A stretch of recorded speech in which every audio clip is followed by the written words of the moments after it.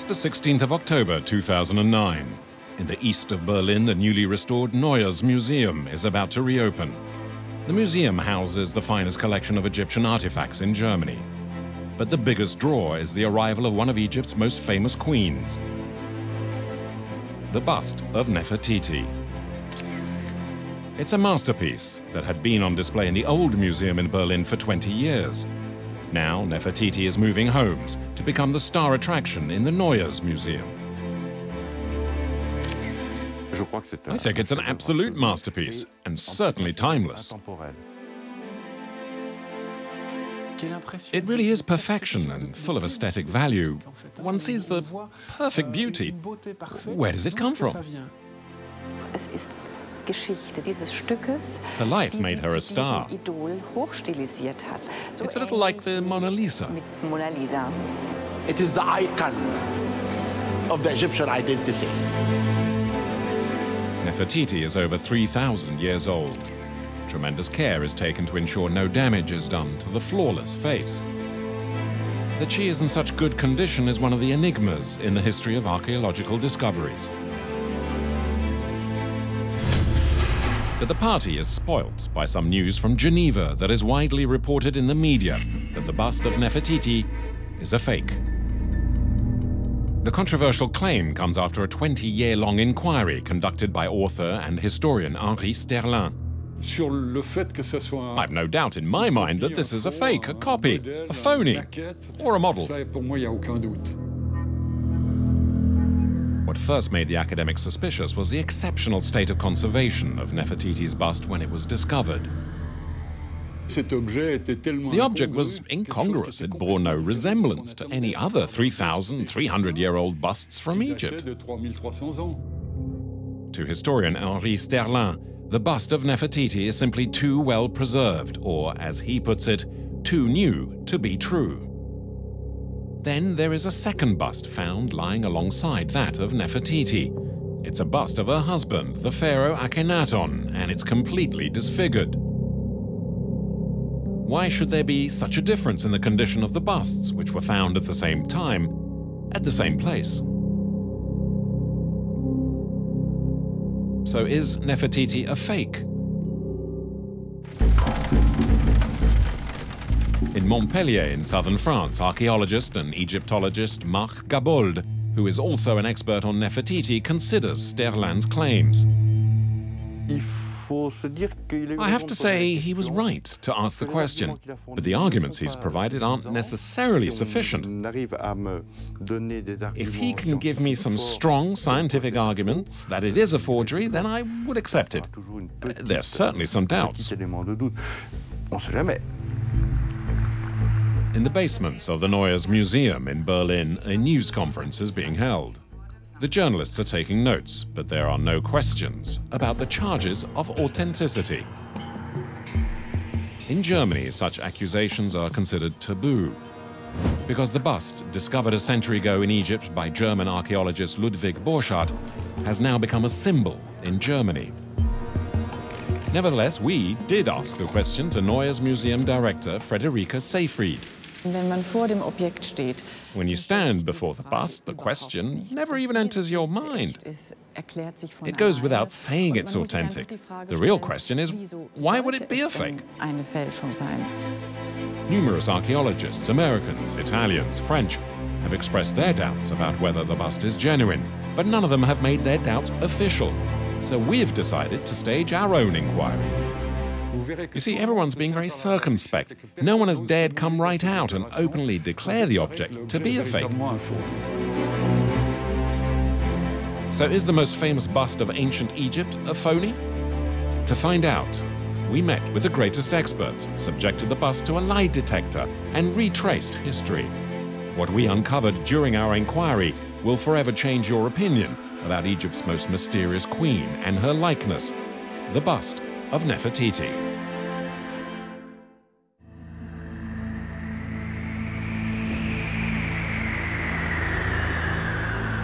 Who was Nefertiti?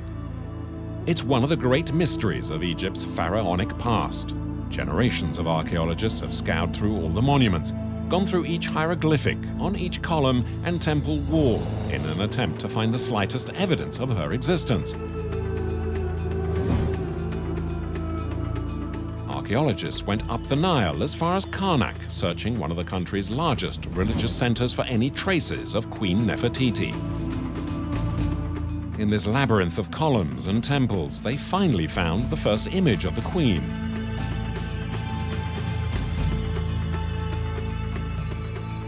It was chiseled directly into a stone from a now lost temple. But nothing is known of Nefertiti's origins. She was probably Egyptian, almost certainly the wife of the famous 18th dynasty pharaoh, the great Akhenaton. Nefertiti was the principal wife of Akhenaton. She was the only one who had the right to the title Great Spouse of the King. We know the queen's sisters, and we know of her nurse, but we know nothing about the origins of Nefertiti's family. To be honest, I'd have to say we don't know. She's the Queen of Egypt, of whom we have the most representations and documents, but also the one of whom we know the least. It's not known who Nefertiti's parents were, but what's striking is her remarkable beauty, with a face that at first appears so contemporary. It's thanks to her husband, Akhenaton, the heretic and rebel, that her name has survived. The pharaoh has gone down in history for having imposed Aton, the sun god, as the only deity, and getting rid of the rest of the many Egyptian gods.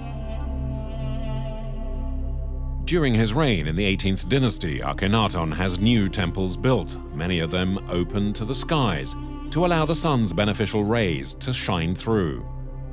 In his new religion, Akhenaton develops a cult of the personality, as he and the sun god gradually become the same being.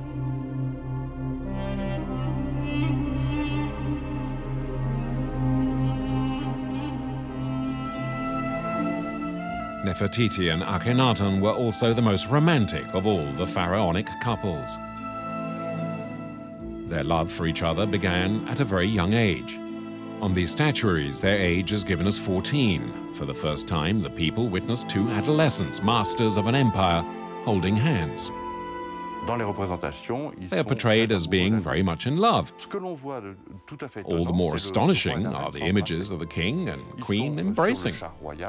They are depicted on the royal chariot, and Akhenaton is kissing Nefertiti. The queen is shown placing a necklace around the king's neck, and he seizes the moment to give her a peck on the cheek. It's a very intimate moment and must reflect a true love story. In the 7th year of their reign, Akhenaton and Nefertiti relocate from Karnak and set up at Tel El Amarna in the middle of the desert. There they build a new royal city they call Akhet Aton, which means the sun's horizon. The most famous couple in the history of Egypt lived in a modern city that was built quickly with space for 50,000 inhabitants. A city dotted with temples that had no roofs. Akhenaton and Nefertiti spend much of their time worshipping the sun god.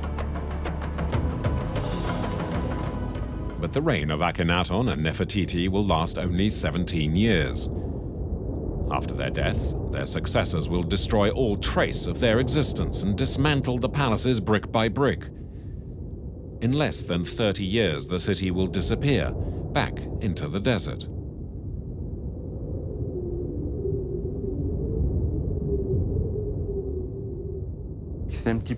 You might say it's the Pompeii of the sands. When you dig through the buildings from the 18th dynasty, the only time they were occupied was during the era of Akhenaton, so just over 15 years. And it gives one a real snapshot of life in Egypt back then. It was in this 5 by 10 kilometer rectangle of desert that on the 6th of December 1912, the bust of Nefertiti emerged whole from the middle of nowhere. Ludwig Borchardt was born in Berlin in 1863. He became the most famous archaeologist of his day. Egypt, its monuments and architecture fascinated Borchardt. In 1906, the German archaeologist organizes a dig in the remains of Akhenaton's city. A ghost town, according to some, but the site of a terrible act of vandalism to the archaeologists. Borchardt is a real sleuth and is persuaded he'll make the discovery of the century, and on the 6th of December 1912, surrounded by his team, he will uncover the find of a lifetime, the celebrated bust of Nefertiti. The statuette, carved from limestone, was found just 50 centimeters below some gravel. Borchardt has resurrected a remarkably lifelike and technicolor queen. But how did archaeologist Borchardt make this masterpiece appear out of nowhere? Before the arrival of the German, Akhenaton's ancient city had been the virtual preserve of the British and their chief archaeologist, Sir Flinders Petrie, who had led major excavations on the site in 1891 and 1892. They had opened tombs, unearthed the magnificent frescoes of senior officials, and uncovered the foundations of palaces. But they had never come across anything like the magnificent bust of Nefertiti. So when Borchardt's archaeological expedition showed up, it made the British sneer. They're convinced the German will find absolutely nothing. Flinders Petrie was already there. He stopped, I think, at the end of the 19th century working in Tell el-Amarna, and for him, he was through. He had the idea, it is done, and nobody has to, there's nothing to find anymore. But, I mean, as we know, this was not true. Borchardt, he came to Amarna initially because he saw it as a major source of information on domestic architecture.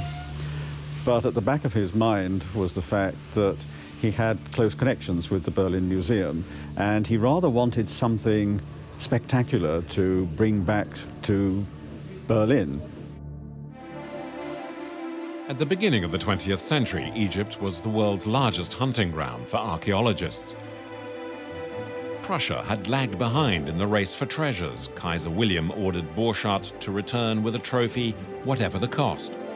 Before excavations begin, the clever archaeologist seeks the advice of Cairo's leading antiquarians, many of whom do business with looters. He's told that part of Akhenaton's ancient city has yet to be excavated. Borchardt is also an architect, and before arriving, he'd drawn up floor plans for the southeast sector. Once inhabited by artisans, but untouched by both the British and the looters.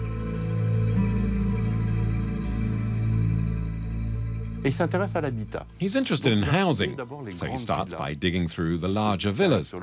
These can be distinguished on the site by the small mounds. Later, he extends the dig to include all the houses. And by an extraordinary stroke of luck, he uncovers the offices and the house of the sculptor Thutmose, one of the highlights of its excavations. Borchardt soon realizes he's come across a property that includes several sculptors' studios. Excited, the archaeologist decides to dig through every square inch of the gardens. And behind the silos, he identifies the house of the senior craftsman, Thutmose, the personal sculptor of Akhenaton and Nefertiti. And it was here that Borchardt is said to have found the bust.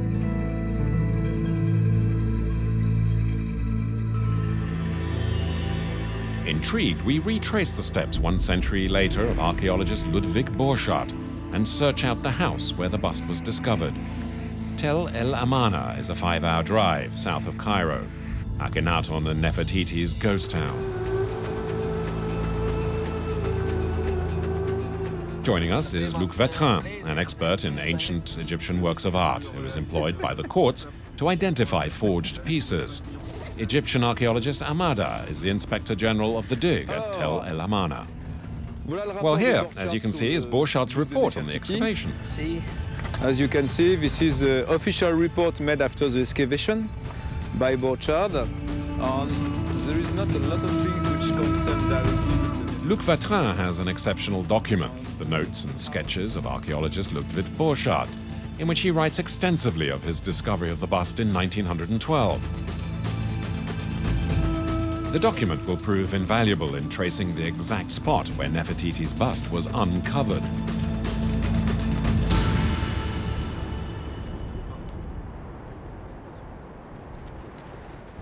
Look, Patrick, now we arrived to the house of Thutmose. This is a very important house, which is defined which Burckhardt in 6 December 1912 find the bust of Nefertiti, which now in Berlin Museum. This is what remains 3,300 years later of the studio of Thutmosis, the chief sculptor. It's in one of these rooms at Borchardt the German archaeologist reportedly found the bust. With a map, archaeologist Luc Vatrin interprets the site. Alors là, effectivement, Now, this is quite moving, because this is the villa's reception room. It's almost certain that this is where the owner would have entertained his special guests, senior officials, and why not, Queen Nefertiti herself. If you leave the room in that direction, here we get to the sculptor's studio. And behind the door, and Borchardt's notes are very precise about this, it's right here, in this corner, that he found the bust of the Queen. So according to Borchardt, Nefertiti was here, buried for more than 3,200 years, yet still so realistic. But that's not all, because the house of Akhenaton's senior sculptor turns out to be filled with treasures. Borchardt discovers other pieces, the finest collection of busts from the period, plaster masks, strangely lifelike, and models of studios like Akhenaton's. A model that's incomplete, and the famous bust of Akhenaton himself found lying next to Nefertiti's. Ludwig Borchardt donates all his finest trophies to the museum in Berlin. But in all this archaeological fairy tale, there's one detail that grabs the attention of a historian. It's an element that will spark an investigation worthy of a detective novel.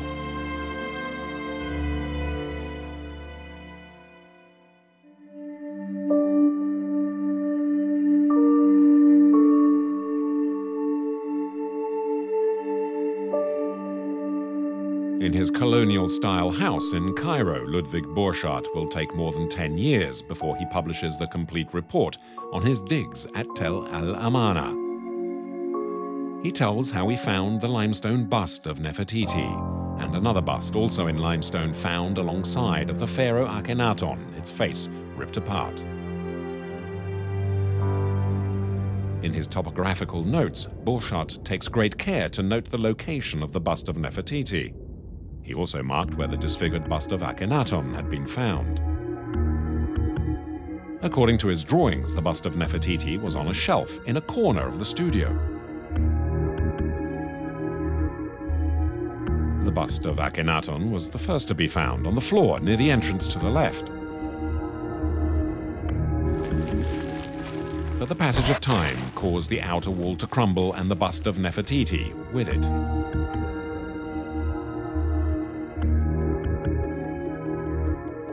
Akhenaton's bust was found in several pieces, while strangely Nefertiti's was intact, almost as if it had just left the sculptor's studio. The whole story was pure deception made up by Borchardt. That was the conclusion of Swiss historian Henri Sterlin, who had investigated the case for 20 years. He questions Borchardt's report and concludes that Nefertiti was, quote, simply too beautiful to be authentic. Comment est-ce qu'il est possible qu'un objet aussi How's it possible that such a heavy object, that such a delicate object, so finely painted, could have fallen, like Borchardt claims, from a shelf, about 1.5 meters from the floor onto stones and rubble, without being damaged, especially since he claims it fell face down. And then he says it's such a delicate object. I mean, it's hardly possible that only the ears were damaged. And besides, the ears wouldn't even have hit the floor when the object fell. When his inquiry began in 1984, Henri Sterlin expressed his doubts to Dietrich Wildung, one of the greatest German archaeologists, and beyond all reproach, at the time, the director of the museum in Munich. Wildung had studied the bust for many years and shares Sterlin's doubts. He had written a letter to Sterlin. Well, in the letter that he wrote, he said, my project was valid and persuasive. And here, let me quote you word for word. He writes, ist sehr schlüssig und überzeugend. In other words, convincing and coherent. In the letter, Dieter Wildung also admits to his own suspicions about the state of conservation of the Nefertiti bust, and that its style was not consistent with the Akhenaton period, and that he was even willing to write the introduction to his report. Then in 1989, he's named the curator of the bust of Nefertiti and makes a dramatic U-turn.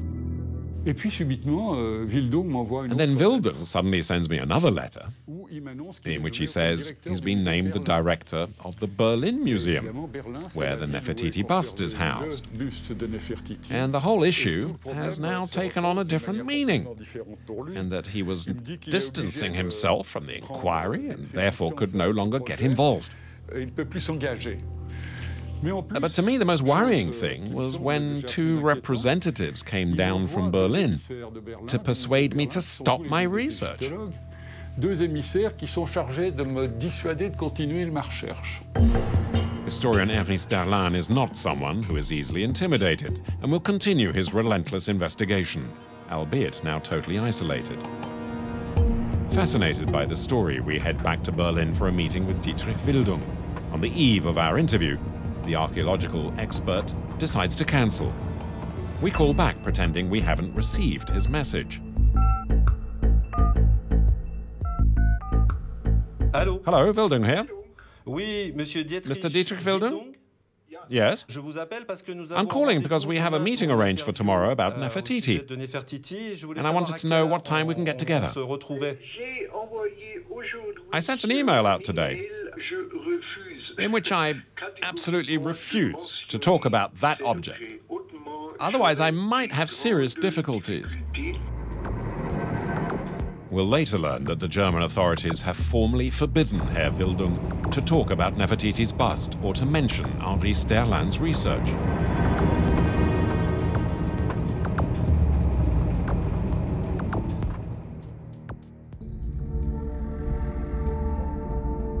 To the historian, the bust of Nefertiti was the result of an experiment. Borchardt had a copy of the bust made because he wanted to examine sculpting techniques on plaster, and in particular how the Egyptians had used color. In fact, he had at his disposal materials that had been found during the excavations at Tel El Amarna.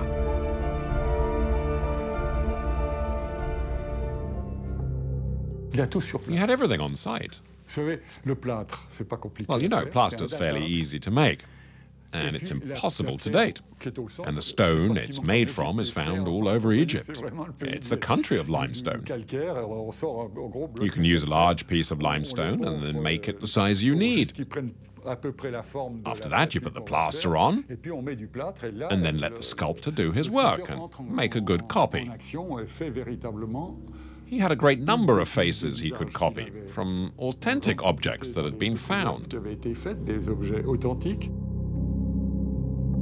Like this bust, an unfinished but authentic model of Nefertiti, which was also discovered in Thutmoses' studio.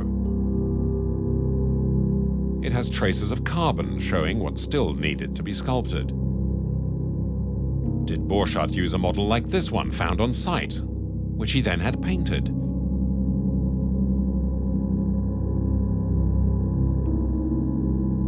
Borchardt, qui le dit très Borchardt is clairement very dans precise in ses his carnets notes de from the fouilles, dig. avait découvert He des states he pigments found en large quantité, quantities of qui pigment, sont prêts à adding l'emploi. they were all still quite usable. But if this was an experimental copy, how is it Borchardt never spoke of it to his team, nor in his meticulous notes? According to the historian, on the 5th of December 1912, the archaeologist was in Cairo. He learns that one of Germany's princely families is passing through and wants to visit his archaeological digs. Caught unprepared, Borchardt rushes back to Tel El Amarna. He arrives on the 6th of December 1912, which was meant to be a day off for his workers. He immediately sets them back to work.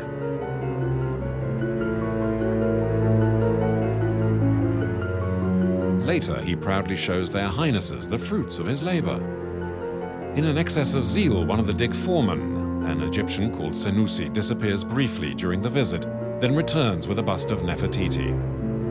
The royals are delighted with such a masterpiece, and a photograph immortalizes the moment, leaving Borchardt apparently no time to explain it was a copy and not the real thing.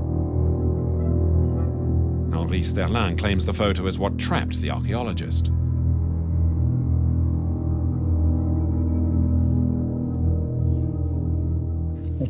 You couldn't just tell the royal visitors who are enthusing over the object, listen, you're mistaken, it's ridiculous.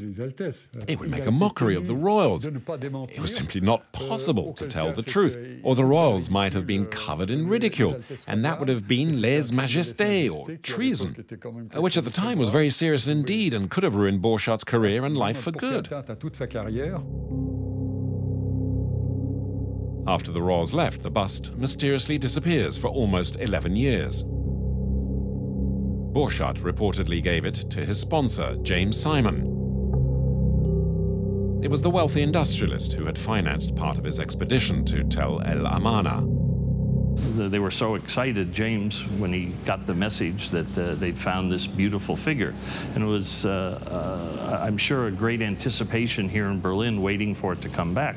And the bust sat on his coffee table, you know, for almost 10 years, sitting in his home. From 1912 to 1924, Borchardt systematically refuses to show the Queen in public. At first, I didn't realize the missing eye was such an insult to her image and dignity. A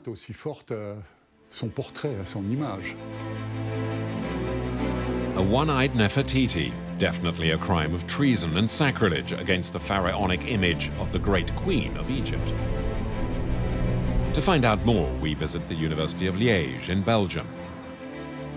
There, Dimitri Labourie, one of the greatest specialists of the art and archaeology of ancient Egypt, gives us his expert opinion.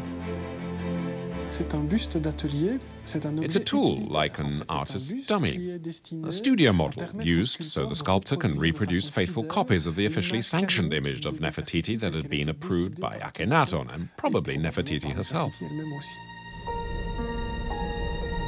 The bust and many others like it were, says Professor Labourie, communication tools.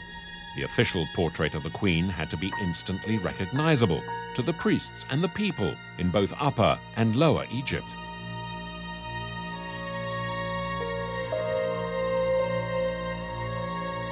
As to the fact one eye was missing, according to the experts, that was purely another model to show the exact depth it was necessary to sculpt to correctly inlay Nefertiti's eyes. Dimitri Labourie says the royal bust was a typical studio model of the Akhenaton family style.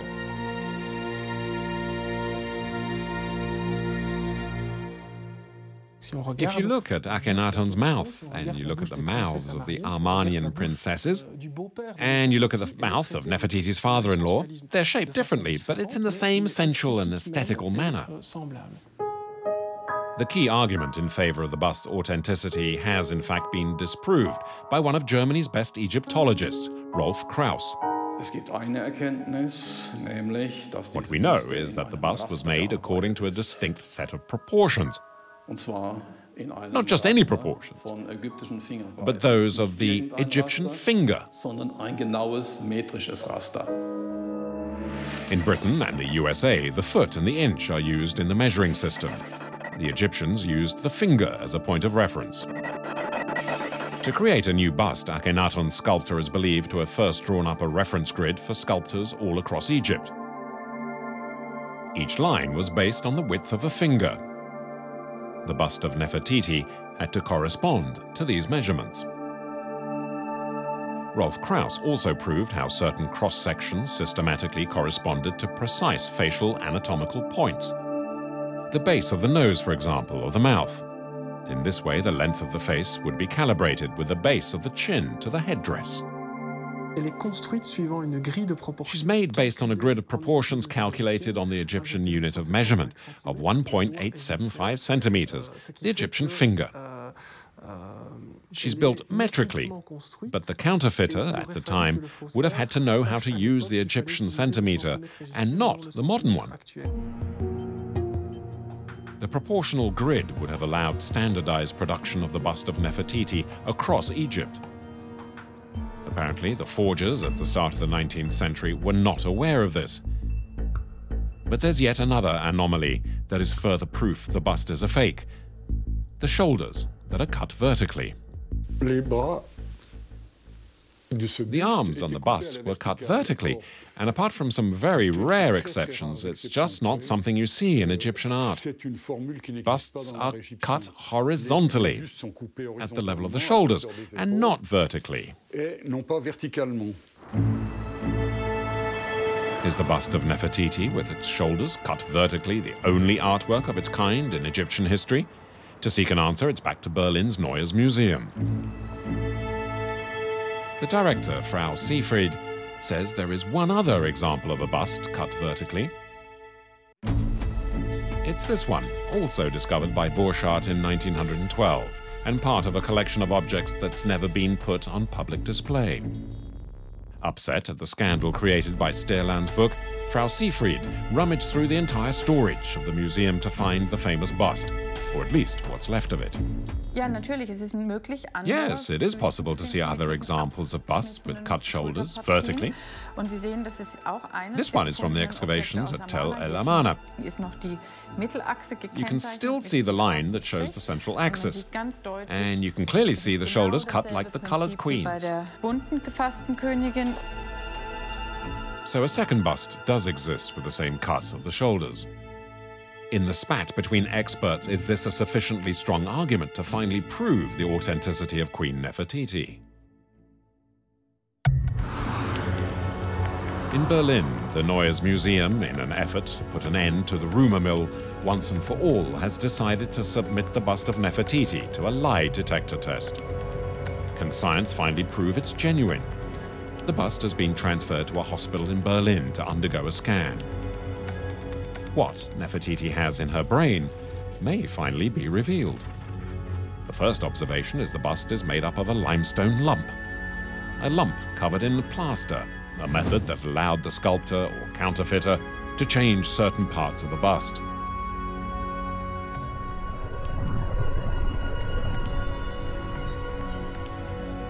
It's proof Nefertiti was altered.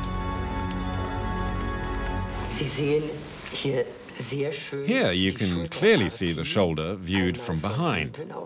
The white part is limestone. What you see below it in grey is plaster, put on after the sculpture was finished. It's been added to make some corrections. And what's absolutely clear from the rear view is that the right shoulder is higher than the left one. Plaster had been used to correct and reinforce the curve of the neck of the limestone Nefertiti bust. And the sculptor had even altered the cheeks and cheekbones as well as the bridge of the nose by adding some plaster there too. Was this the world's first facelift? But other than some evidence of plaster surgery, what do the X-rays prove? The tomography isn't definitive proof. By cutting out samples from inside the object, you cannot prove when it was made. You can only state there's a stone interior and that there's a layer of plaster that's been sculpted. But as to when, we just can't tell. I can't tell using this method that the bust is 3,300 years old. What about the plaster itself used to cover the limestone Nefertiti? Does it date from the time of Akhenaton? The Germans took a sample from the bust and had it analyzed by a chemist, a specialist in ancient Egyptian objects.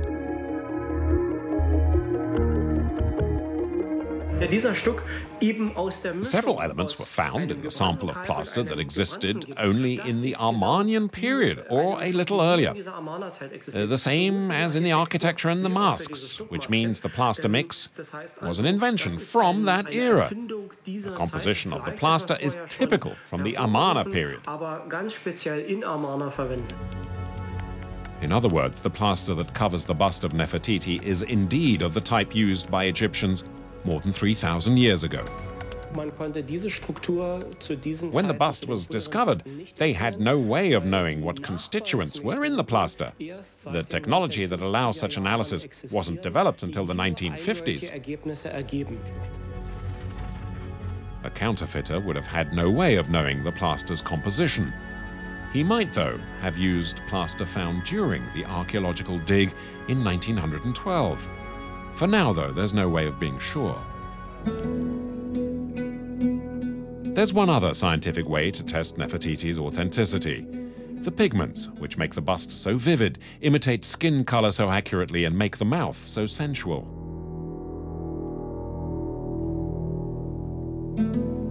Four colors dominate art in Egypt: blue, green, ochre, and yellow. Each dynasty's artists, however, had their own techniques to mix and use pigments.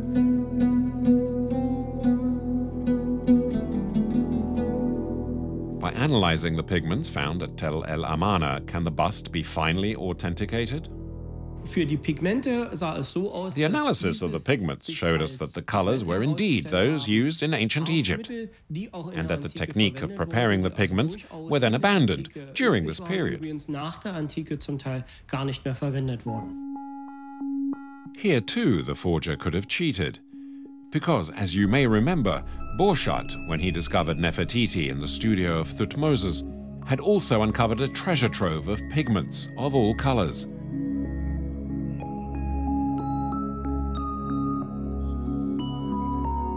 There were yellows, reddish ochres, light ochres, and the renowned lapis lazuli blue. Als die Handwerker weggezogen By the end sind of aus Amarna, Akhenaton's dann haben reign, sie natürlich when the die sculptors wichtigsten and Dinge artisans mitgenommen. abandoned Und wenn their da studios in viele Tel El Dinge Amarna, waren, hat man das eingepackt they und took with them mitgenommen only the zu more neuen- important things. zu dem neuen Haus. Denn das A war large zu part teuer. of their Man reserves hat of also pigments, nur of course, Reste eigentlich in but den they would have Häusern left gelassen. behind quite a few. Enough pigments maybe to decorate a queen. So is Nefertiti real or a fake? The experts have no doubt. All the scientific and historic tests are categorical. The materials are all authentic. But there remains one issue, a contradiction, a suspicion. None of the materials with which it's made allow the bust to be dated accurately. No technology exists that can date stone sculptures. The Technicolor Queen of Eternal Youth will therefore continue to defy science for years to come, and, like all the great ladies of history, conceal her age. In the early part of the 20th century, enthusiastic amateurs played at being explorers, following in the footsteps of the archaeologists. The discovery of the bust of Nefertiti by Ludwig Borchardt sparked a particular craze for all objects dating from the period of Akhenaton. Unfortunately, they were very rarely available, but it meant the forgers would be kept busy.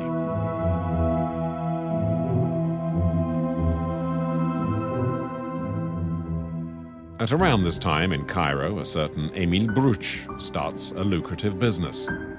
He provides artists with genuine articles, which they then copy or use to make fakes. It's almost too easy, since at the time Bruch was in charge of the shop at the Museum of Antiquities in Cairo. For a while, the museum would allow its staff members, particularly the restorers, to take some of the objects home with them, to study them, as it were. Some of the restorers became remarkably accomplished forgers. Today, their identity is largely unknown, apart from some rare photographs, such as this 1910 image of two known counterfeiters. One is Paolo Dingley from Malta. Variously a painter, sculptor, and forger, Dingley exercised his skills at home. Curiously, Ludwig Borchardt was known to visit him on a regular basis. One of Borchardt's responsibilities was to act as a buyer for museums back in Germany. In those days, forgery was a flourishing business, so it was crucial not to buy the wrong things.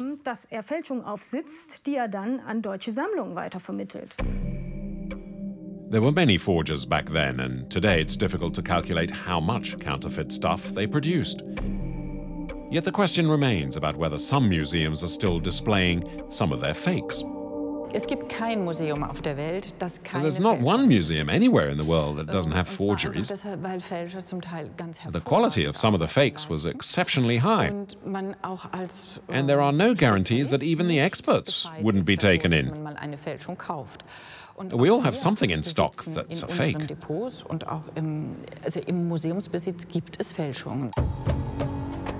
Fakes that, for the most part, date back to the 1920s. Modern Cairo and its 16 million inhabitants. Are there still forgers as talented as the earlier generation in the city? To get the answer, we contacted one of them. Luc Vatrin, an archaeologist and an expert on forgeries, comes with us as we head out of Cairo towards Memphis.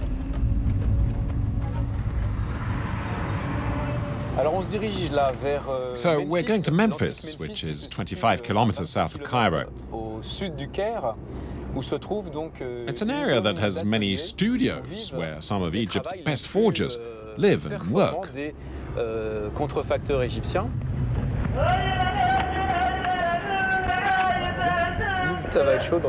It might be risky, we have to be careful, but by speaking Arabic, we should be able to win their trust fairly easily.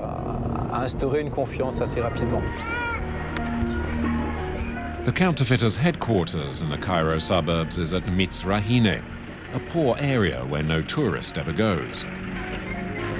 To establish contact with the forgers, we pretend to be buyers acting on behalf of rich collectors. Mudir doesn't have his own studio yet. He works from home.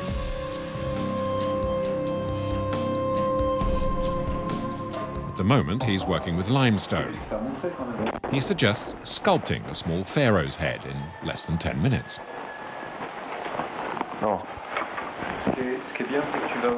You see how fast he is. Look at the technique he's using and the points of reference he uses. The limestone he's chosen is very soft. Using a simple rasp, Mudir completes his demonstration in just a few minutes. Then he soaks the sculpture in water to make the veins in the limestone stand out. The result is convincing. One can just imagine what this young forger could achieve over 2 months, working in granite or other type of rock, copying from an original work. Oh, it's good. Listen, ask him whether if I bring him an original work, he could make an exact copy of it.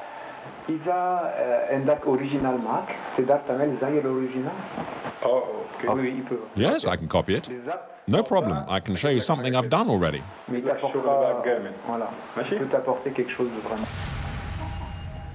To convince us he would make a good supplier, Mudir shows us a bust in rose granite, which he's using to sharpen his skills, and which he's copied just from a photograph. The stone Mudir is using is 3,000 years old. It would certainly fool the experts. But where does it come from?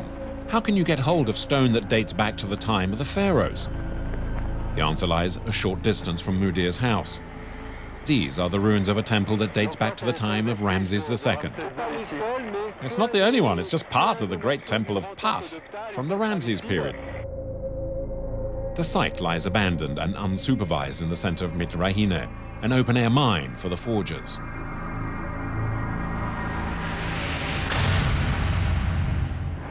The remains of ancient Egypt are there for the picking. In a few years, nothing will be left. Everything will have been pillaged.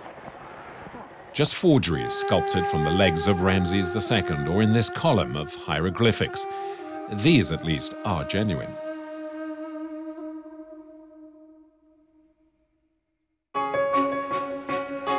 Berlin, March 2011, 18 months after the opening of the Neues Museum. Visitors flock in their thousands to see the best ambassador Egypt has ever sent to Germany, Queen Nefertiti, the Germans' very own Mona Lisa. But on the far side of the Mediterranean, the latest success of the star exhibit at the Neues has stirred anger and renewed nationalist sentiments.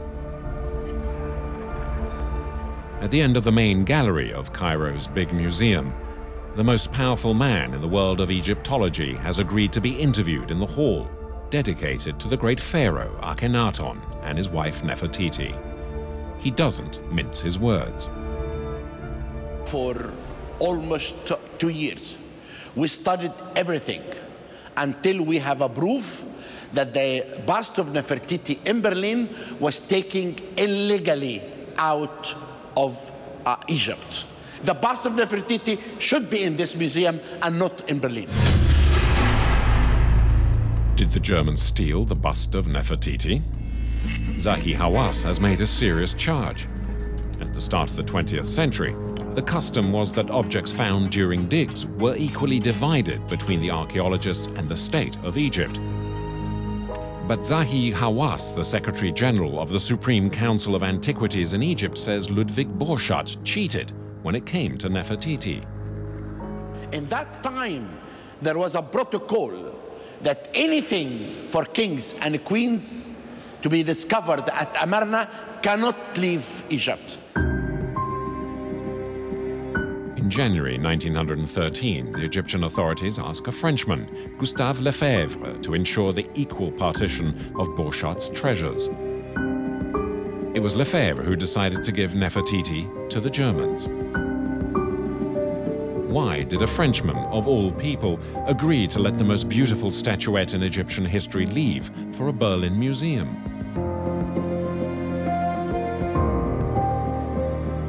Here's the official version, according to the Germans. On the 17th of January 1913, Gustave Lefebvre leaves Cairo for Tel El Amarna. The excavations had already ended a month before. Every object the Germans had found had been inventoried, labeled, and packed, ready to leave for the museum in Berlin. Ludwig Borchardt is waiting for Lefebvre. The German is nervous, scared that the Frenchman might confiscate his prized possession, Queen Nefertiti.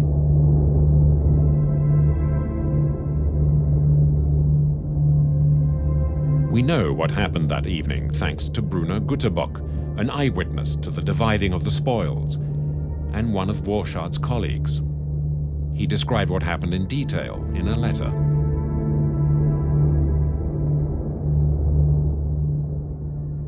So Güterbock says the cases were opened and they looked through everything. I wasn't there and neither were you, so we can't say this is what really took place. But Gustave Lefebvre made his choices. On what basis did Lefebvre act? Why did he allow the Germans to take the bust of Nefertiti? According to eyewitness Güterbock, Borchardt outmaneuvered the younger Frenchman. He knew Lefebvre wasn't interested in sculptures, but was an expert in ancient writings. To stop Lefebvre rummaging through the case in which he had packed Nefertiti, Borchardt shows him object number 1, which he says is his principal discovery. It's a colored stone tablet portraying Akhenaton and Nefertiti and the princesses. Lefebvre seizes the chance to study the hieroglyphic inscriptions. Still, according to the witness, Borchardt produced only black and white photos of the sculptures. Busts of the princesses, and of course, that of Nefertiti. A majestic and royal portrait that it's unthinkable that Lefebvre wouldn't have realized that this object had to absolutely remain in Egypt.